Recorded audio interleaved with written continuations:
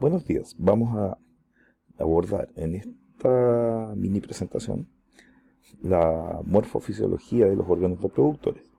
Para ello, hemos desglosado el tema en 4 elementos necesarios de entender. Primero, la organogénesis, el cómo se van a formar, cómo se va a definir, por lo tanto, el patrón masculino y el femenino. Luego, la componente anatómica y la histología, en particular en el caso de la anatomía masculina y femenina, y en lo que es la histología muy específicamente, la histología del ovario o del testículo, y en lo que finalmente cerramos es con la fisiología, mediante la regulación hormonal, de esta formación de órganos y también de las funciones que deben adquirirse. Ello porque es fundamental entender que lo normal va a permitirnos hacer la comparación respecto a lo que son alteraciones que pueden haber y que ocasionan obviamente las fallas en los procesos de reproducción, ya sea en hombre, en mujer o en ambos. Si abordamos por lo tanto el tema ahora y comenzamos a hablar del origen embriofetal, vamos a percatarnos de lo siguiente,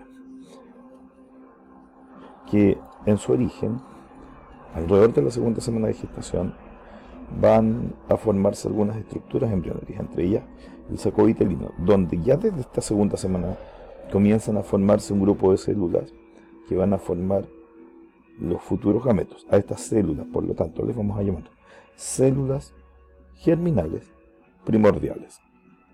Dichas células germinales primordiales van a migrar luego entre la cuarta y quinta semana de gestación hacia el intestino posterior y ascienden por el tejido mesenquimático en dirección al mesonefros, estructura en donde vamos a encontrar una elevación con forma de aceitunita que vamos a llamar cresta o primordio gonadal, a donde van a ir alojarse. Es allí donde se va a formar el ovario o donde se va a formar el testículo, dependiendo de qué sexo tenga el embrión.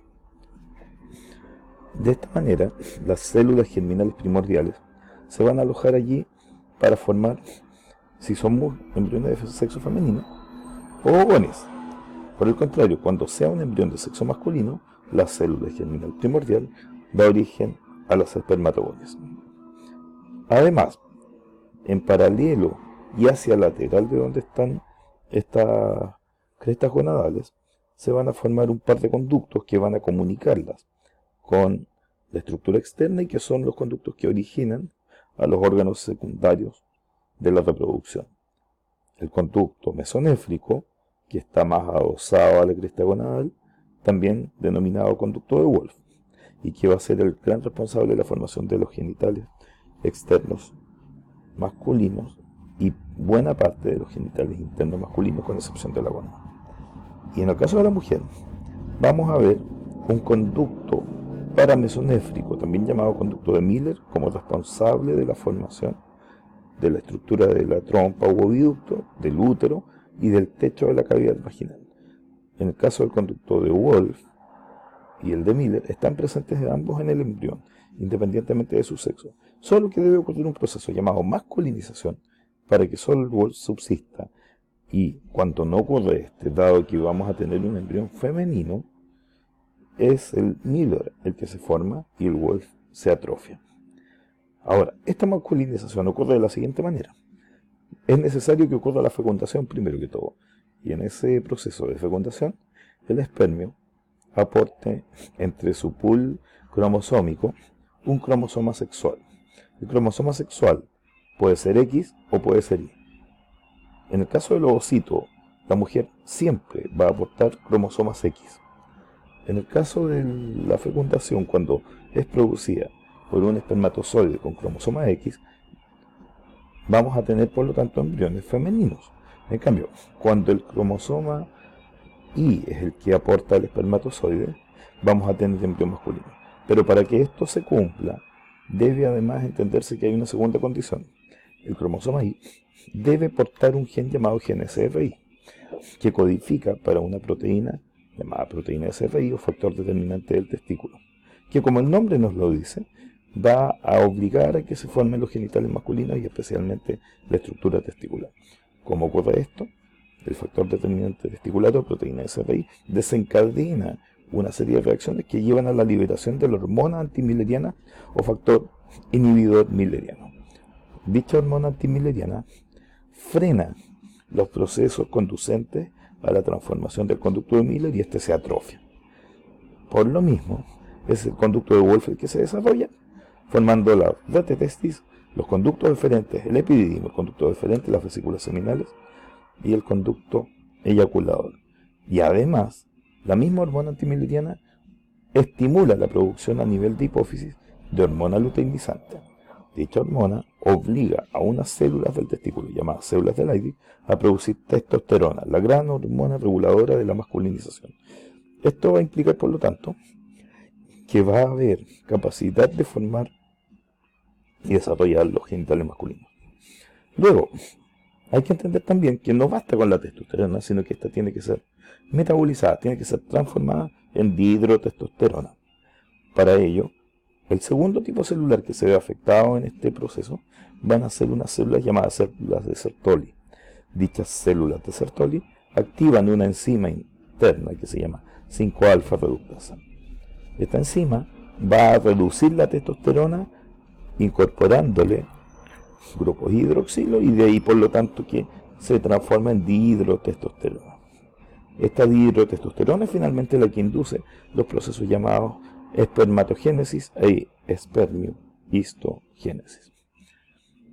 Entendiendo por lo tanto esto, debemos señalar que para que se produzca toda esta cascada de reacciones, en el caso del embrión masculino, esto va a comenzar recién alrededor de la 8ª semana de gestación, lo que va a conllevar, entre otros cambios, a que al interior de la cresta gonadal la relación Leydig, células de Sertoli, unas células mesenquimáticas que se transforman en mioepiteliales y las mismas espermatogonias o proespermatogonias van a organizarse de manera que se van a conformar cordoncitos que luego en el estado infantil y en el adulto dan origen finalmente a los túbulos seminíferos.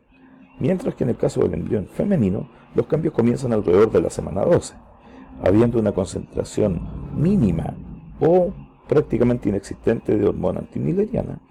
No hay cambios similares a los que ocurren en el órgano reproductor masculino y por lo tanto lo que vamos a ver es más bien una aparente desorganización, van a haber más bien acúmulos de células que van a corresponder y coincidir con lo que luego observan en el estado adulto de un ovario.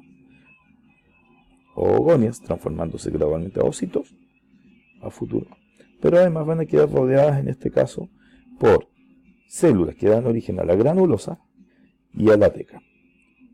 En su organización van a observar que las estructuras de la cresta gonadal entonces originan los testículos, mientras que el Wolff origina todas las vías de conductos y las glándulas asociadas del reproductor masculino, mientras que el Miller origina las trompas u oviductos, el útero y parte de la cavidad vaginal. Pero ¿cómo se forma el resto de los órganos, los externos? ¿Cómo se forma la próstata? ¿Cómo se forman las glándulas de Cooper? ¿Cómo se forman las glándulas de Bartholin-Skinner?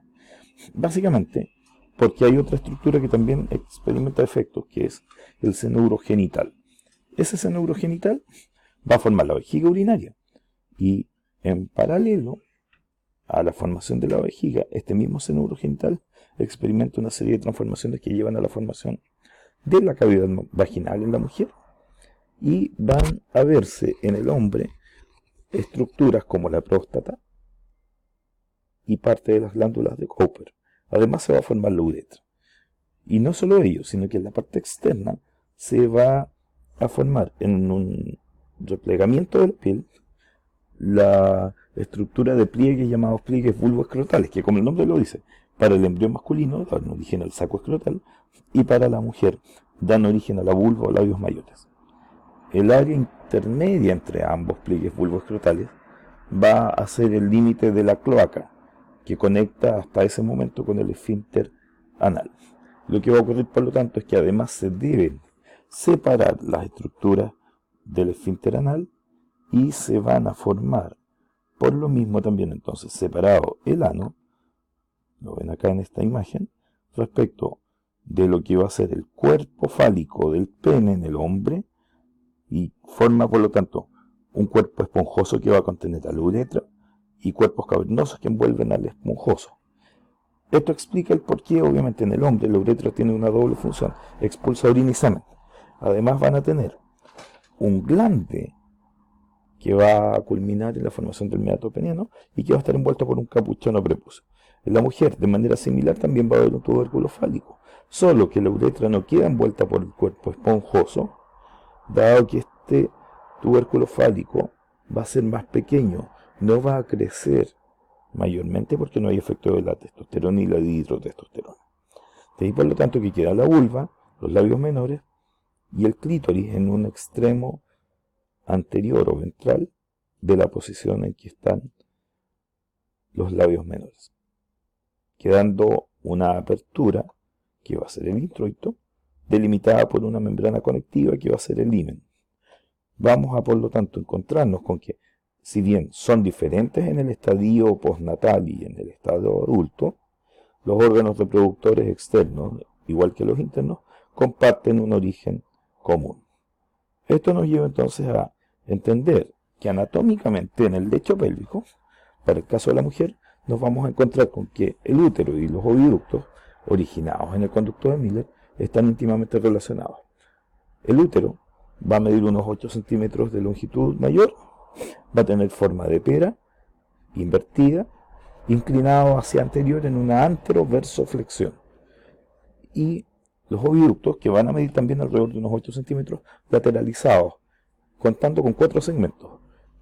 Un segmento intramural, que está inserto en las paredes del útero, un istmo, que es una porción adelgazada, una ampolla más gruesa o ancha, que termina en la tuba propiamente tal, formada por las fimbrias. Esta porción, que es la que abre hacia la cavidad peritoneal, está íntimamente cercana a los ovarios. ¿Por qué? Porque por allí va a tener que migrar el ovocito en caso de que haya una ovulación. Para ello, las fimbrias van a tratar de capturar entonces al ovocito. Ahora, hacia el exterior, la estructura uterina conecta con la cavidad vaginal a través del cuello uterino.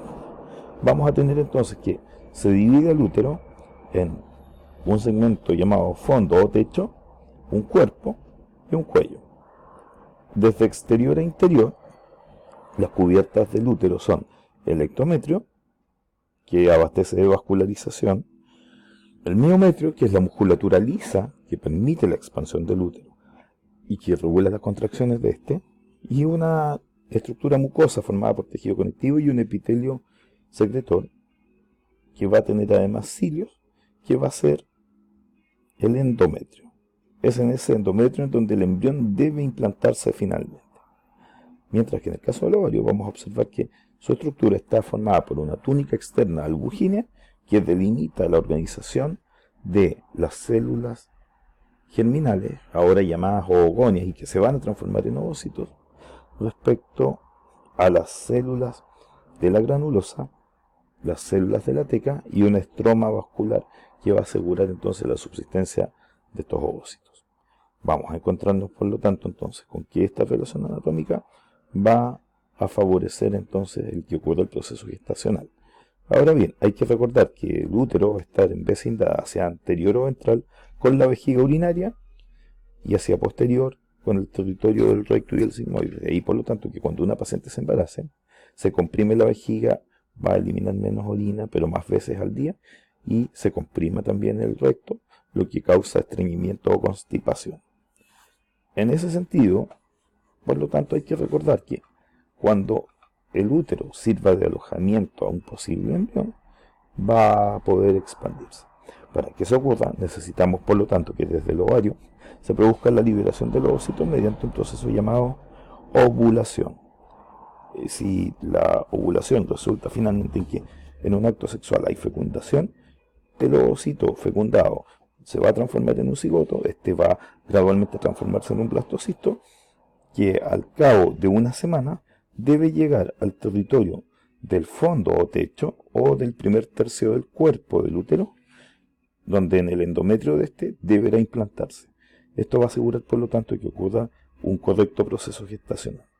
Pero para que eso ocurra, como decíamos, necesitamos que haya una transformación gradual desde oogonias hasta llegar a ovocito.